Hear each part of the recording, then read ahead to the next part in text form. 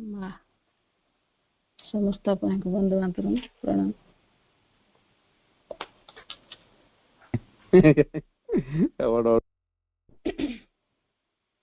माँ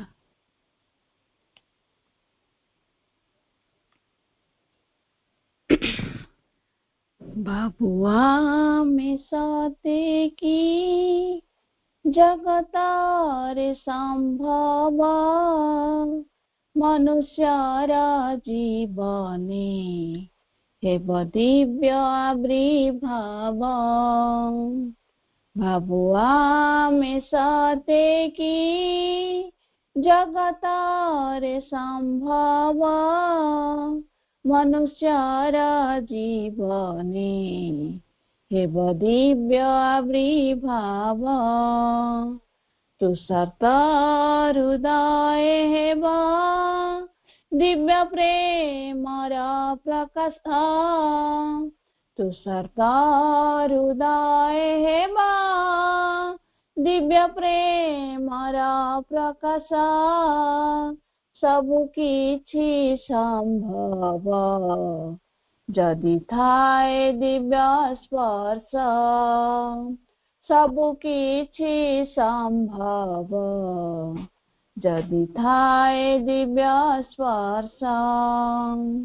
बाबुआ में सते की जगतारे संभव मनुष्यर जीवने हेब दिव्य आविर्भाव। चेतनार रहणे हेब आमे सहयात्री फिंगी देई अवसाद विषादर भय भीति। चेतनार रहणे हेब आमे सहयात्री फिंगी देई अवसाद विषादर भय भीति। ग्रहण करिबु आमे खुशी रे नव आदर्श। ग्रहण करिबु आमे खुशी रे नव आदर्श। सबु किछि संभव जदि थाए दिव्य स्पर्श। सबु किछि संभव जदि थाए दिव्य स्पर्श। आनंद खेली बसते सारा वातावरण रे अन्य को देखी आमे खुशी है हृदय रे। आनंद खेली बसते सारा वातावरण रे अन्य को देखी आमे खुशी है हृदय रे। अंतर रे उज्जवलता होइब आम विकास। अंतर रे उज्जवलता होइब आम विकास। सबु किछि संभव जदि थाए दिव्य स्पर्श। सबु किछि संभव जदि थाए दिव्य स्पर्श। बाबुआ में सते की जगतारे संभव मनुष्यर जीवने हेब दिव्य आविर्भाव। तुषार्त हृदय हेब दिव्य प्रेमर प्रकाश। तुषार्त हृदय हेब दिव्य प्रेमर प्रकाश। सबु किछि संभव जदि थाए दिव्य स्पर्श। ସବୁ କିଛି ସମ୍ଭବ ଯଦି ଥାଏ ଦିବ୍ୟ ସ୍ପର୍ଶ ସବୁ କିଛି ସମ୍ଭବ ଯଦି ଥାଏ ଦିବ୍ୟ ସ୍ପର୍ଶ। प्रणाम at the lotus feet of the divine mother. करुणामयी माँ परम प्रभु श्री अरविंद भाई भूण मान आम समस्ते जानी जे नवेम्बर 24 तारीख हूँ सिद्धि दिवस। तेरे सिद्धि दिवस बोली कहीं कहुई सिद्धिर प्रकृत अर्थ कौन जड़े किसी गोटे लक्ष्य रखी लक्ष्यटी हासिल हेले सेटा सिद्धि है बोली कहुए। जमी मुझे गीत शिखुची गीतर मु कौ पर्यंत जीवी बोली लक्ष्य रखी एवं जदि मुझे पर्यंत जाई पहुंची पार्ली और जहाँ शिक्षा करिया कथा ताकि जदि मुझे हासिल कर पार्ली ताले मु सिद्धि अर्जन करिछि बोली कहुए। तो इठी श्री अरविंद क्षेत्र में जो सिद्धि कथा कहुई ये से प्रकार सिद्धि नुहे। यहाँ हूँ डिफरेन्स। आम साधारण अर्थ रे सिद्धि कहले जहाँ बुझू श्री अरविंद सिद्धि से नुहे। तेणु तांको जीवन रे गोटे स्पिरिचुअली डिवाइन वे रे कौन गोटे लब्ध होइछि बा लाभ कराइछि एवं तार परवर्ती सोपान कार्यक्रम सेटा फाउंडेशन बा भित्तिभूमि की कार्य करुछि सेठी होछि भित्ति सेठी होछि सिद्धि।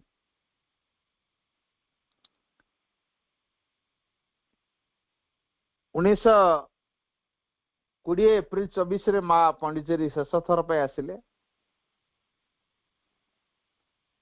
आसला परे श्री अरविंद अनुभव कले जा माँ आसी पहुंची गले एणिक आ कौन सी कार्यक्रम व्यतिक्रम हब नहीं। माँ से कार्यक्रम सब सुचारू रूपे तुले नहीं पारिबे एवं से निजे सकल बाह्य दायित्व निवृत्त रखी अंतर चेतना मध्य परवर्ती सोपान कार्यक्रम आध्यात्म जगतर जो कार्यक्रम से निजक प्रस्तुत करेंगे। आईटा वास्तव रूप नाला माँ आसला पर जो घटना घटिला तार परठारु श्री अरविंद भिन्न एक कार्यक्रम आरंभ है। आ माँ जिते आसुता आनंद जीवन यात्रा पथ बेले बेले बाहर विरोध शक्ति द्वारा आक्रांत होता।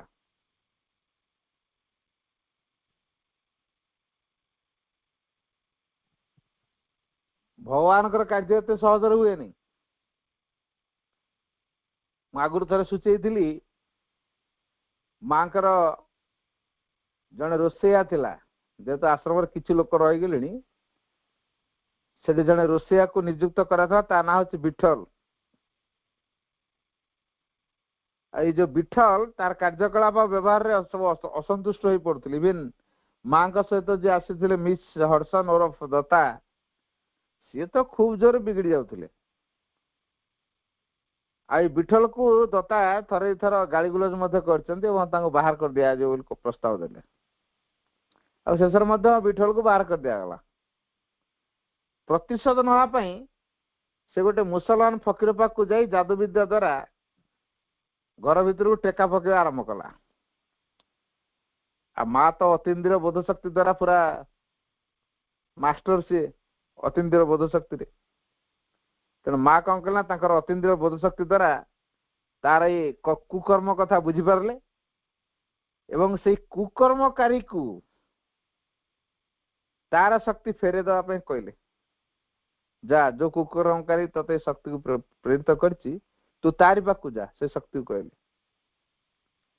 तेणु से कुकर्मकारी शक्ति को से फेरे देले आउ से शक्ति फेरी जाएगी तार जे कर्ता को आघात कला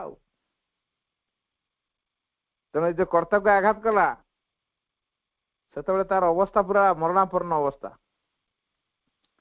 तेणु ये एक मरणापन्न अवस्था भितर से आसी माँ श्रीराम निकट दोष स्वीकार कर क्षमा भिक्षा कला आ माँ तो करुणामयी से तो करुणा कले लोकटी आरोग्य लाभ कला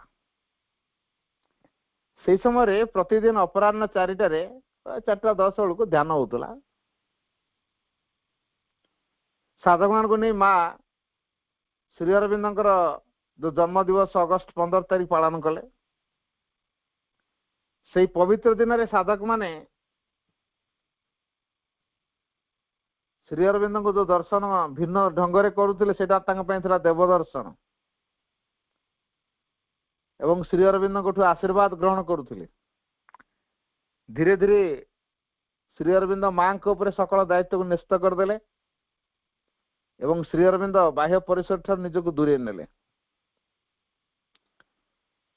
जो माने माँ को तंकर आध्यात्म नहीं पारले नाही से माने पंडिचेरी छाड़ी पळे आसिले कौन ये जने फॉरेन लेडी को कहते हमको माँ बोली स्वीकार करिया मन मानने तंकर माँ बोली डाकिवा अनेकों भीतर हेलानी जो माने माँ को आध्यात्म गुरु हिसाब से ग्रहण कर न पारे आध्यात्म पथर गुरु बोली से पंडित रही पारे छाड़ी पड़े आसिले ता भितर श्री अरविंद सान भाई भी थे बारिन है श्री अरविंद सान भाई बारिन ता भितर थे मन और प्राणर जो प्रभाव माँ को दूरे नथिला सत मन प्राण सीना माँ को दूरे जाइए किंतु चिर सचेतन आत्मा संगोपन से माँ को निज भितर निरंतर बहन करके चलुले तेणु जो पंडितरी छाड़ार आसला समय आसला तार 15 वर्ष पर 21 फेब्रुआरी 1940 रे 21 फेब्रुआरी 1940 रे बारिन लिखिथिले से बहिटर ना थिला खुलनाबासी से लिखिथिले जे आज माँ का जन्मदिन आज यही शुभ दिन रे मार पाद तले तार उद्भ्रांत संतान श्रद्धांजलि निवेदन करुछि पथच्युत होई जेतले भूल बाटरे जाइथिले मध्य जेते भूल बाटरे जाइथिले मध्य मोर अपराध जेते गुरुतर हेतिले मध्य मो जीवन रो गोलक धंदा मते से मार चेतना मंदिर को नहीं जीवो मार मधुमेह कोल बिना संतान शेष गति कोठारे आउथरे कहूँ कथाटी बारिन फेब्रुआरी 21 1940 रे खुलनाबासी रे गोटे लेखा देथिले से लेखा भितर से लिखिथिले जे आज माँ का जन्मदिन आज रही शुभ दिन रे मार पाद तले तार उद्भ्रांत संतान श्रद्धांजलि निवेदन करुछि पथच्युत होई जेते भूल बाटरे जाइथिले मध्य मोर अपराध जेते गुरुतर होइथिले मध्य मोर जीवनर गोलक धंदा मते सेई मार चेतना मंदिर को नहीं जीवो मार मधुमेह कोल बिना संतान शेष गति कोठारे से माँ भी कहते तुम्हें जहा चाह निसंकोचरे प्रार्थना कर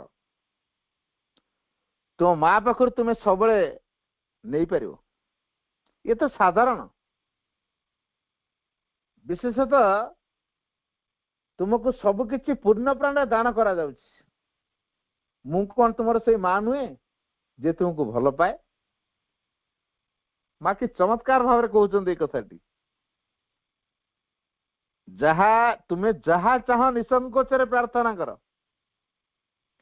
तुम माँ पाखु तुम्हें सबुबले नहीं पार।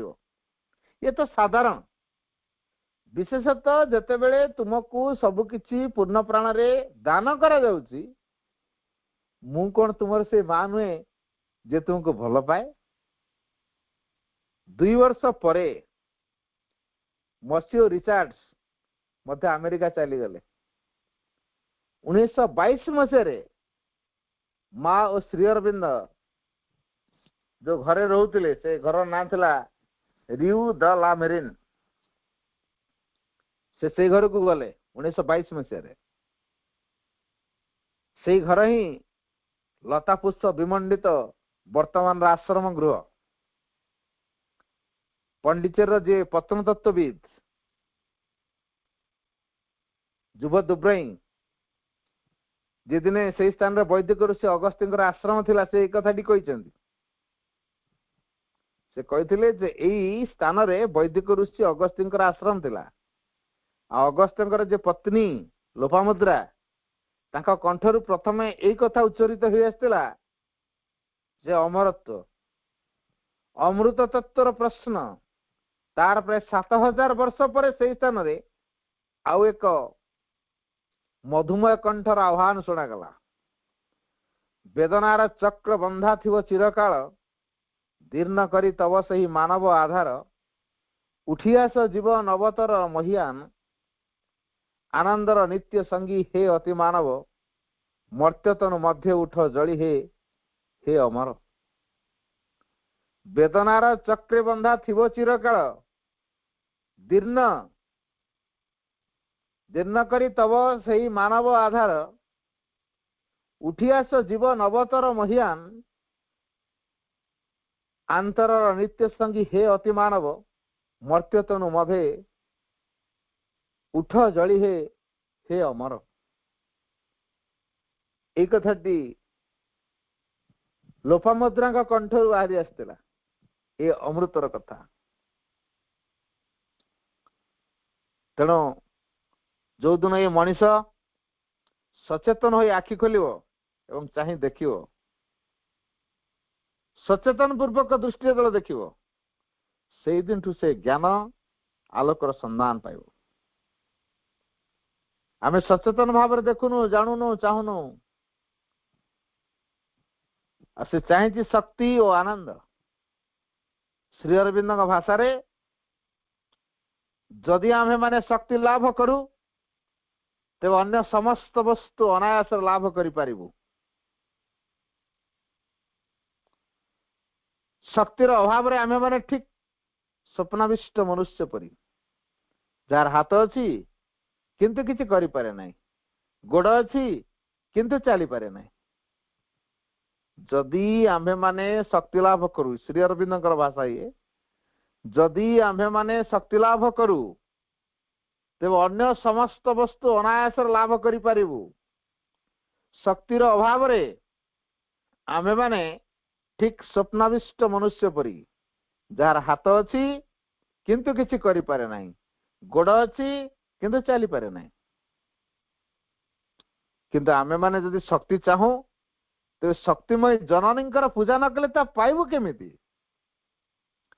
तेणु वैदिक ऋषिंकर कंठरे झंकृत आसला ओं आहि वरदे देवी। से शक्ति से आनंद पाइबाकु हेले अन्य एक चेतन आवश्यक। महाशून्यर निथर निरवता भेद करी जो शक्ति अवतरण करिवो तार संलापर भाषा जे अलगा किए शिखाइब से भाषा माँ ही तैयारी कले से वातावरण जोठारे आत्मवीणार सुर स्पंदित हो उठिब। तेणु माँ अति गुरुत्वपूर्ण दायित्व लिबेले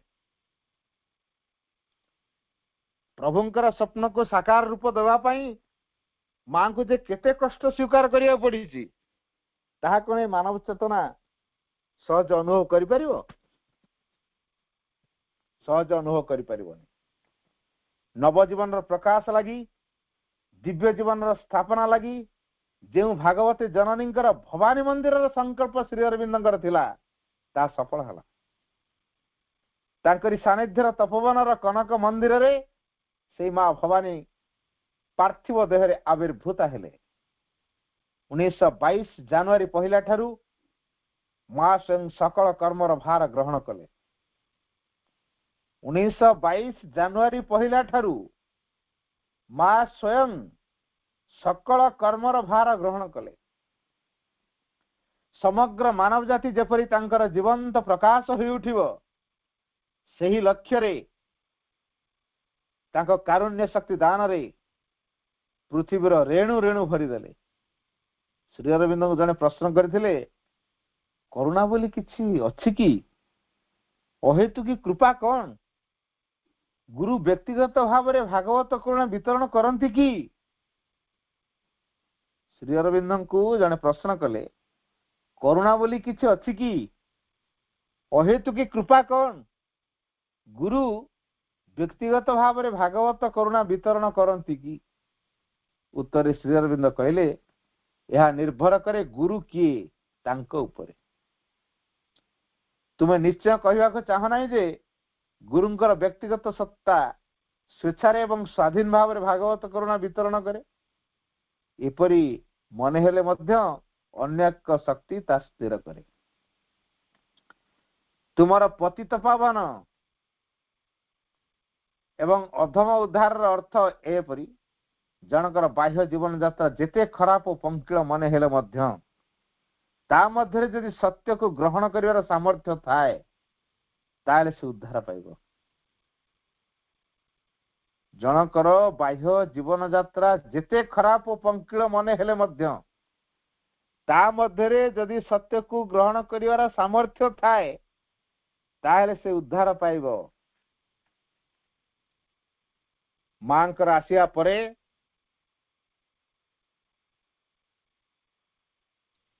जीवन क्रमे क्रमे सुंदर हो उठिବାକୁ ଲାଗିଲା सुगम और सुनियंत्रित होବାକୁ ଲାଗିଲା।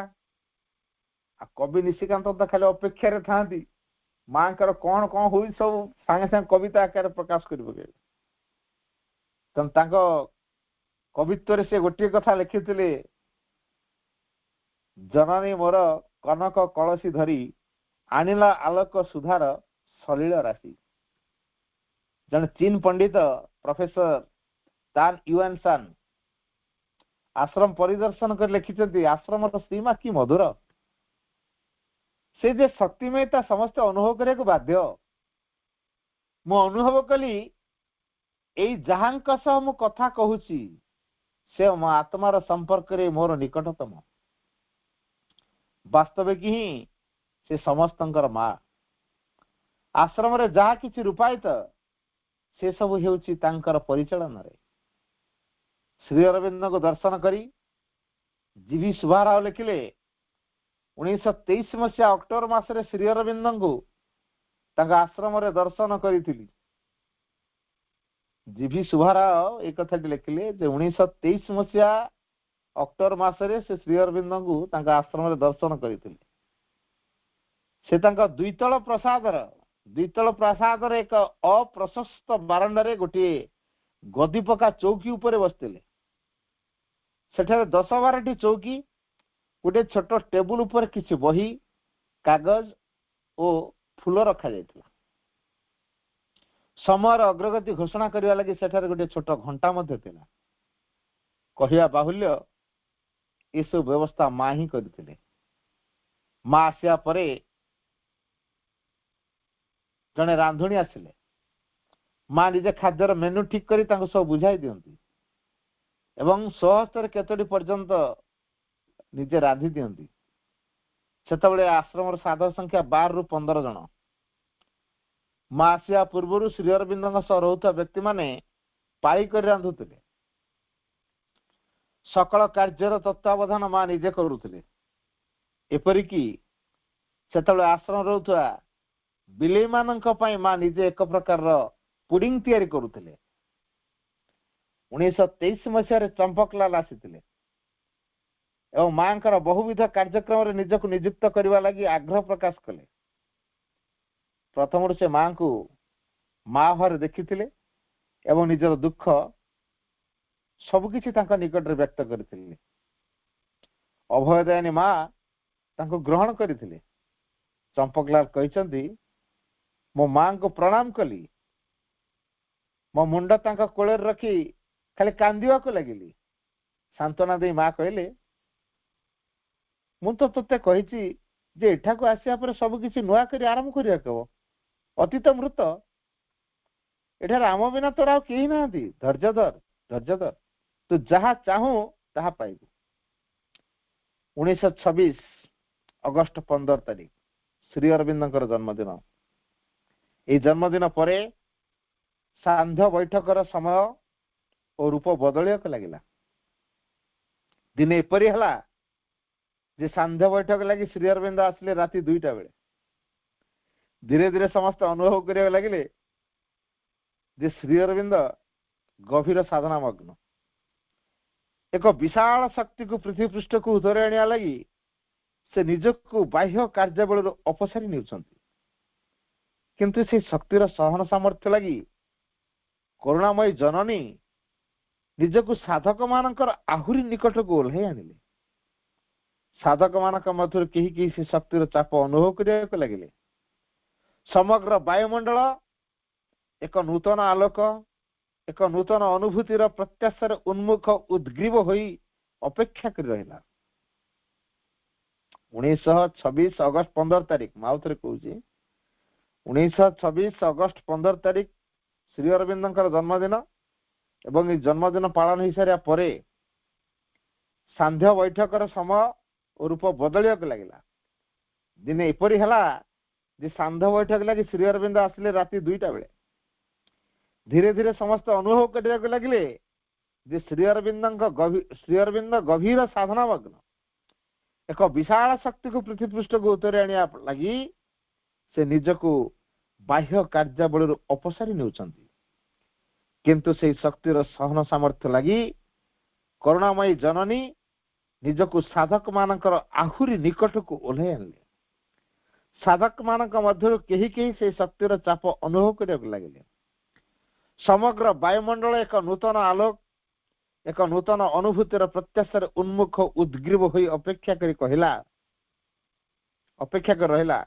एवं जने साधक लिखिले महाष्टमी दिन श्री अरविंद माँ 2टी चौकी पाखापाखि बसिथिले।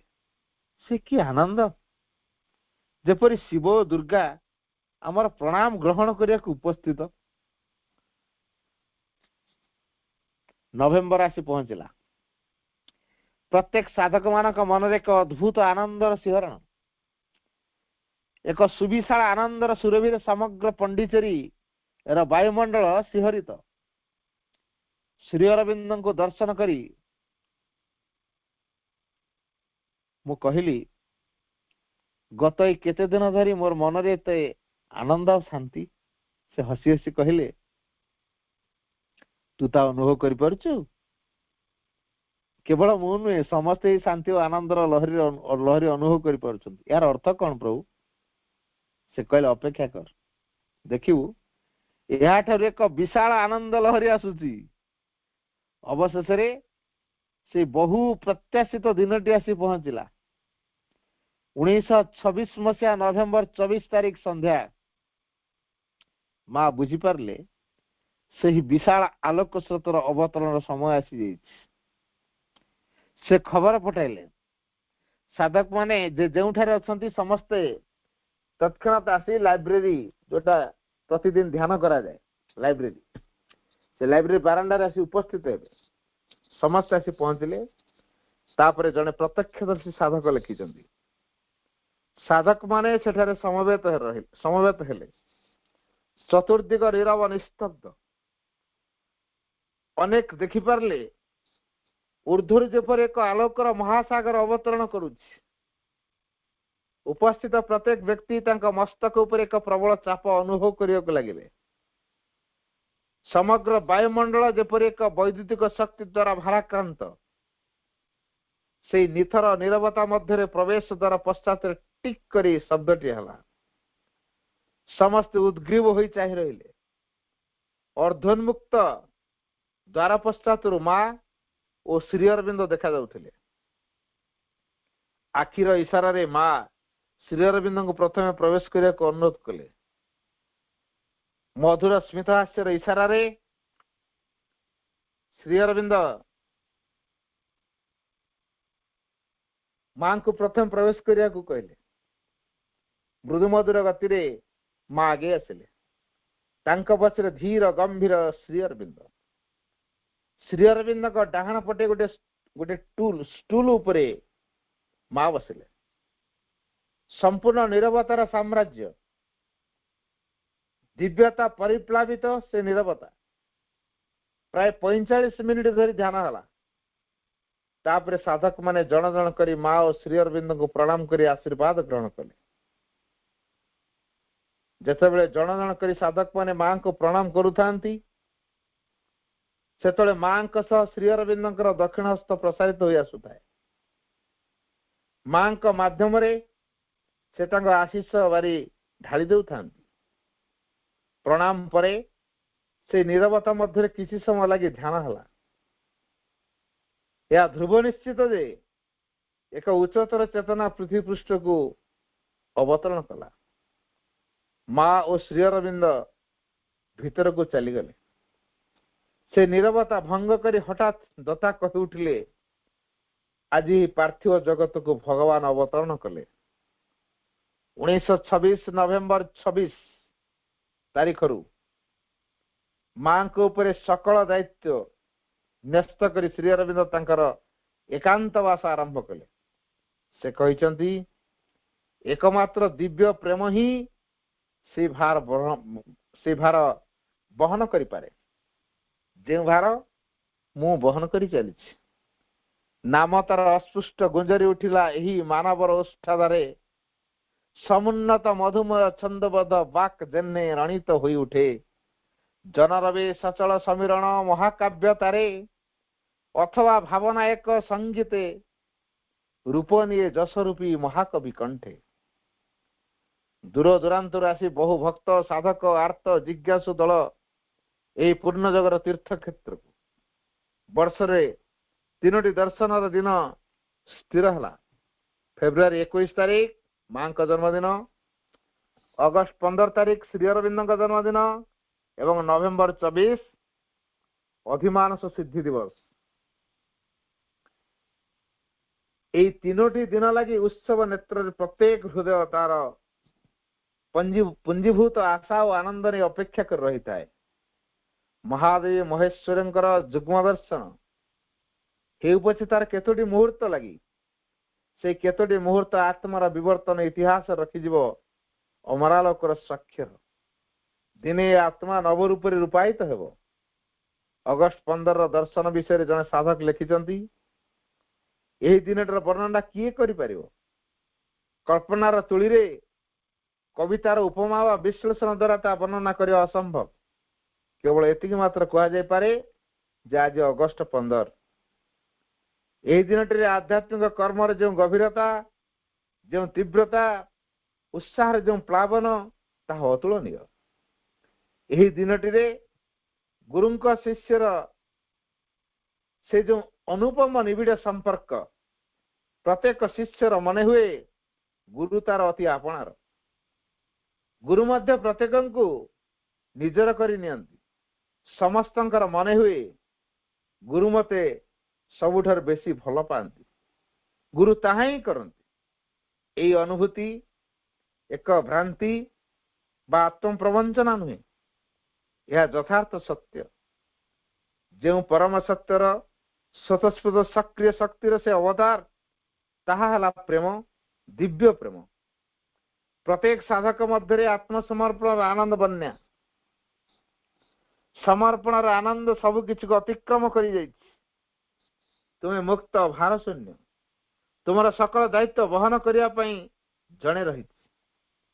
ସେ ଶକ୍ତି ପରମ ପ୍ରେମ। ନିଶଙ୍କରେ ଯାହାଙ୍କୁ ତୁମେ ବିଶ୍ୱାସ କରିପାର। ଶ୍ରୀ ଅରବିନ୍ଦ ରହୁଥିବା ଘରର ଦକ୍ଷିଣ ପୂର୍ବ ଦିଗରେ ଗୋଟିଏ ଛୋଟ ଘର। ଦର୍ଶନ ଦିନ ଆଗ ରାତିରେ ସେଠାରେ ସଜାସଜିର ପର୍ବ ଆରମ୍ଭ ହୁଏ। फूलर सुगंधि चतुर्दिग आमोदित हो उठे।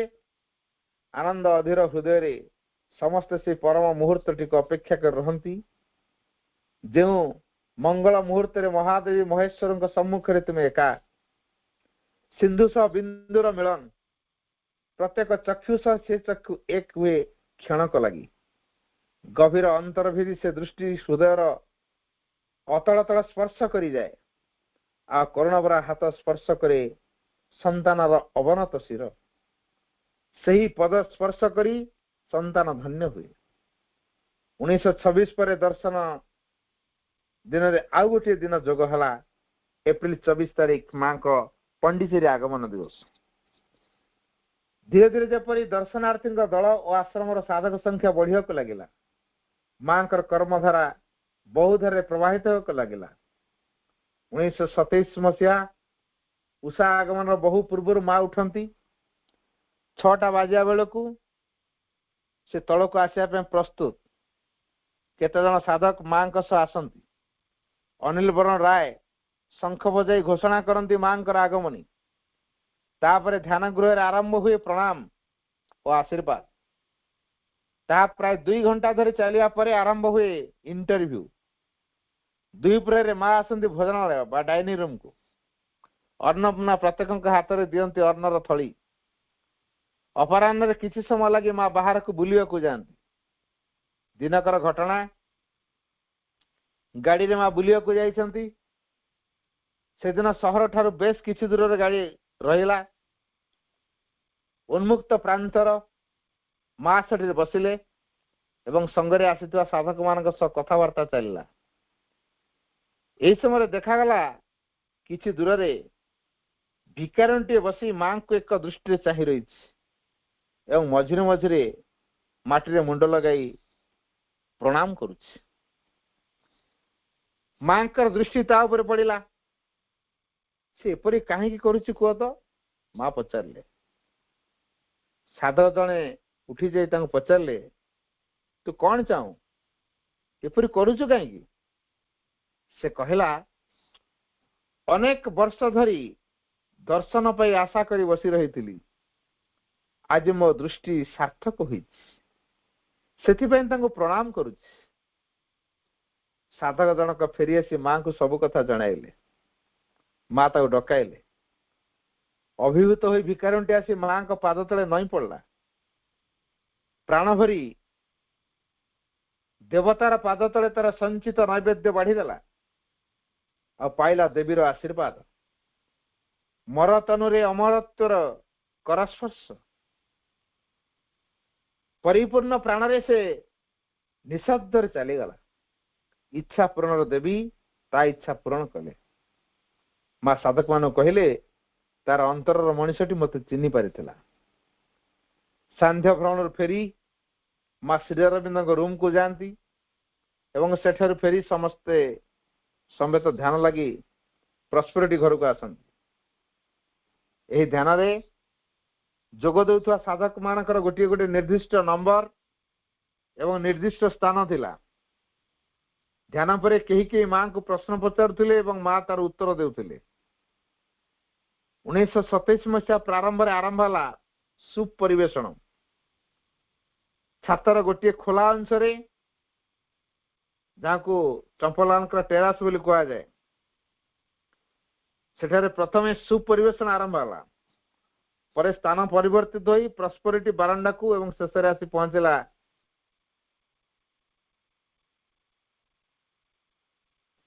वर्तमान जोटा रिसेप्शन रूम। साधक मान आसी निर्दिष्ट स्थान रे बसंती। निस्तब्ध परिवेश रे एक अनुज्वल शांत आलोक जली उठे। माँ आसंती। गोटे बड़ पात्र रे गरम सूप अणा जाए रखा हुए।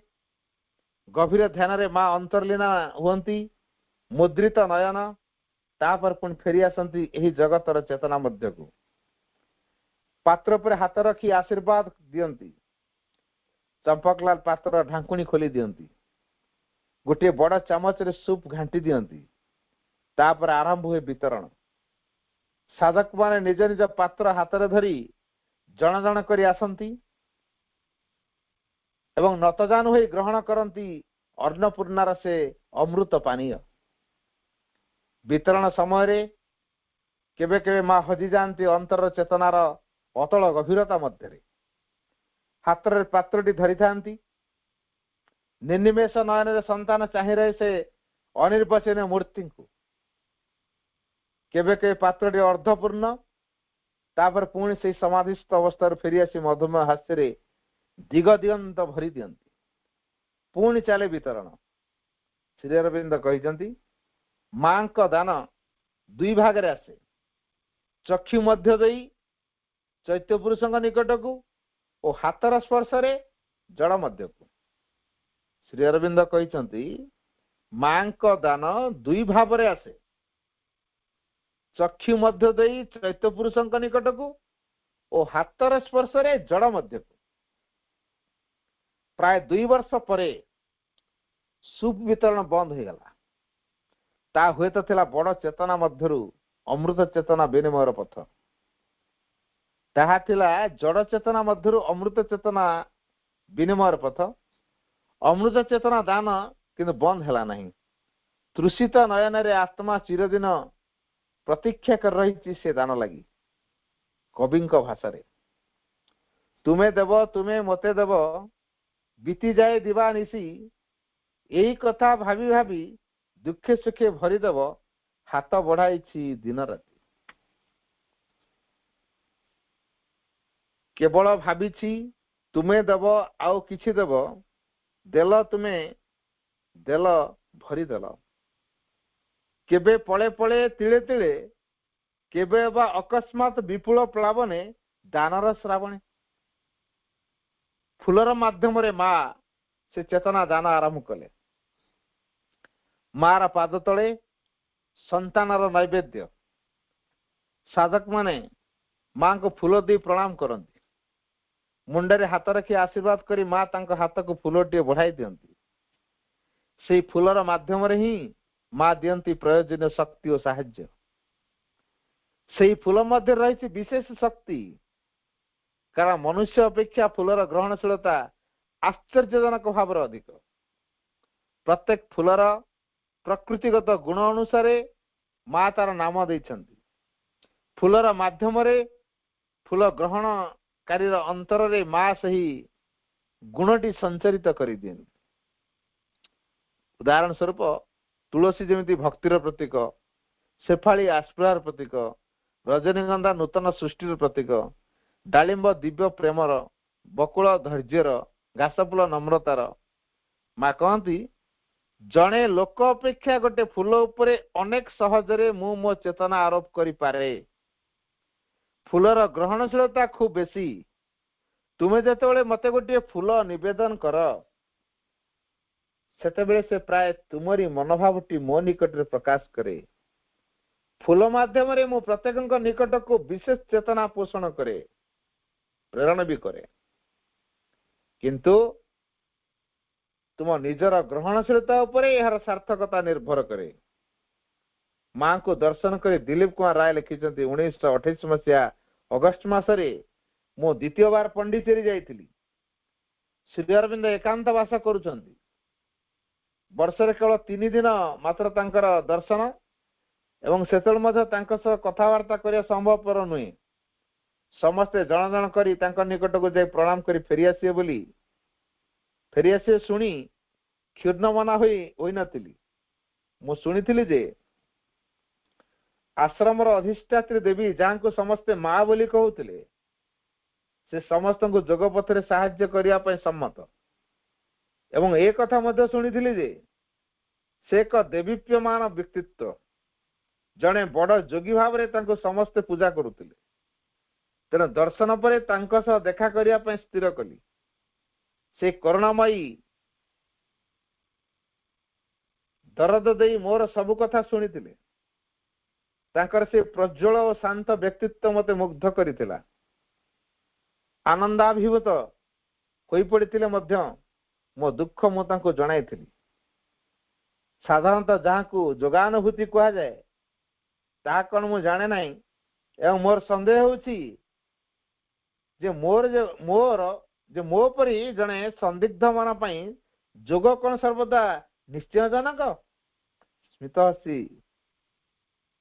ସେ ମୋ ପାଇଁ ଚେଷ୍ଟା କରିବେ ବୋଲି କହିଲେ ଏବଂ ରାତି 9ଟା ବେଳେ ମୋ ଘରେ ଧ୍ୟାନ କରିବାକୁ କହିଲେ ଏବଂ ସେ ନିଜେ ମଧ୍ୟ ସେଇ ସମୟରେ ଏକାଗ୍ର ହେବେ। ମୁଁ ସ୍ଥିର କଲି ସଜାଗ ହୋଇ ରହିବି, ଅର୍ଥାତ୍ କୌଣସି ଅନୁଭୂତି ହେଲେ ମଧ୍ୟ ତାକୁ ଗ୍ରହଣ କରିନେବି। ମୁଁ ସ୍ଥିର କଲି ସଜାଗ ହୋଇ ରହିବି, ଯେକୌଣସି ଅନୁଭୂତି ହେଲେ ମଧ୍ୟ ତାଙ୍କୁ ଗ୍ରହଣ କରିନେବି। କୌଣସି ବ୍ରତୀ ବା ତପସ୍ୱୀ କୌଣସି ବ୍ରତୀ ବା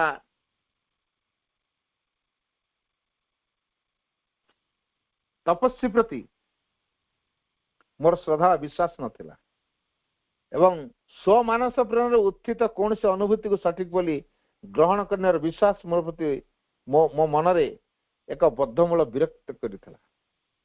କୌଣସି ବିଷୟକୁ ମୁଁ ମୂଲ୍ୟ ଦେବି ଯଦି ତା ଇନ୍ଦ୍ରିୟାନୁଭୂତି ପରି ବାସ୍ତବ ସଂଶୟହୀନ ହୁଏ, କିନ୍ତୁ ମୋର ସେ ଅନୁଭୂତି ହେଲା ତା ବର୍ଣ୍ଣନା କରିବା ମୋ ପକ୍ଷେ ଅସମ୍ଭବ।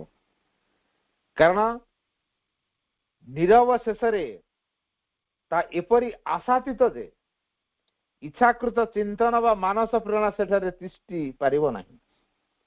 ସମ୍ପୂର୍ଣ୍ଣ ନିଃସନ୍ଦେହ ହୋଇ କହିପାରେ ଯେ ସେଠାରେ ଯେଉଁ ଅନ୍ତର ଆନ୍ଦୋଳନକାରୀ ଶକ୍ତି କାର୍ଯ୍ୟ କରୁଥିଲା ତାକୁ ଅପସାରିତ କରିବା ଅସମ୍ଭବ। ତା ପରଦିନ ମୋର ସକଳ ଇଚ୍ଛା ମାଙ୍କ ନିକଟରେ ସମର୍ପଣ କରି ପ୍ରାର୍ଥନା କଲି ଯେ ତାହା ତାଙ୍କରି ଅର୍ଥାତ୍ ମା ଓ ଶ୍ରୀ ଅରବିନ୍ଦଙ୍କ ଇଚ୍ଛାରେ ପରିଚାଳିତ ହେଉ। ତୁମରି ପଥରେ ମୋତେ ଚାଲିବାକୁ ଦିଅ, ତୁମରି ମୁଖର ବାଣୀ କହିବା ଶିଖାଅ, ତୁମରି ଲେଖନେ ମୋର ଅଦୃଷ୍ଟ ଲେଖାଅ, ତୁମରି ଶଙ୍ଖ ଧ୍ୱନି କରିବାକୁ ଦିଅ। ଜୀବନେ ନିବିଡ଼ କର ତୁମରି ବନ୍ଧନ, ମରଣେ ତୁମରି ବୁକେ ଲଭେ ହେ ଶରଣ।